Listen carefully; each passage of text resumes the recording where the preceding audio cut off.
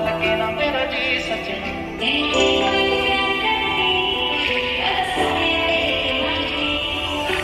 मैं तेरा जिना करदी उदों हद करदा देवे ना जवाब वे तू मेरी कॉल दा मैं रोवां तेनू दिसदा ही नहीं सच। ए उम्मीद कदे साथ नहीं ओ छटेगा जान बन के तू जान नहीं ओ कटेगा।